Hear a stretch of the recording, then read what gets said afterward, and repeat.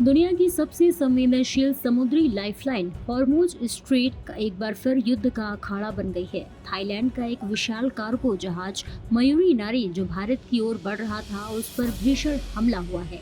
इस हमले ने न केवल समुद्री व्यापार बल्कि वैश्विक अर्थव्यवस्था की धड़कनें तेज कर दी हैं।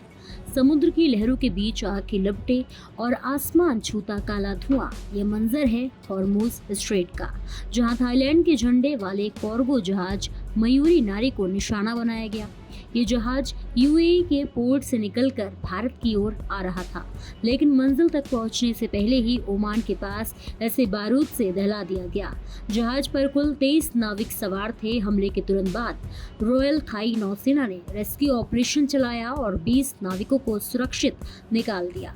लेकिन चिंता की बात तो यह है कि 3 नाविक अब भी जहाज पर फंसे हुए हैं और उनकी स्थिति को लेकर सस्पेंस बना हुआ है। थाई कंपनी प्रीशियस शिपिंग के इस जहाज से लाइफ बोट्स पानी में तैरती देखी गई, जो हमले की भयावहता को बयां कर रही है। हालांकि अभी तक किसी भी संगठन ने इस हमले को जिम्मेदारी नहीं ली है, लेकिन हॉर्मुज स्ट्रेट में आज केवल मयूरी नारी ही नहीं बल्कि 2 और जहाजों पर हमले की खबर आई है।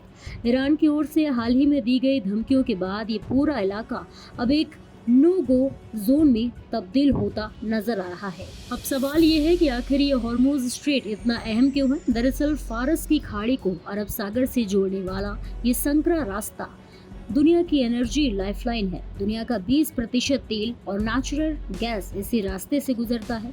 सऊदी अरब, यूएई, कुवैत और इराक जैसे तेल उत्पादक देशों के लिए यही एकमात्र रास्ता है। अगर यहाँ जहाजों की आवाजाही रुकती है तो इसका सीधा असर आपकी जेब पर पड़ेगा।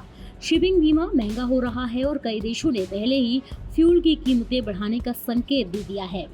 विशेषज्ञों का मानना है कि अगर यह समुद्री मार्ग पूरी तरह बंद होता है तो यह वैश्विक अर्थव्यवस्था के लिए किसी ब्लैक होल से कम नहीं होगा। सप्लाई चेन टूटने से महंगाई आसमान छुएगी और तनाव एक बड़े सैन्य टकराव या वैश्विक युद्ध की चिंगारी भी बन सकता है। अंतर्राष्ट्रीय समुदाय इस समय अलर्ट मोड पर है और थाई नौसेना अन्य देशों के साथ मिलकर जांच में जुटी है।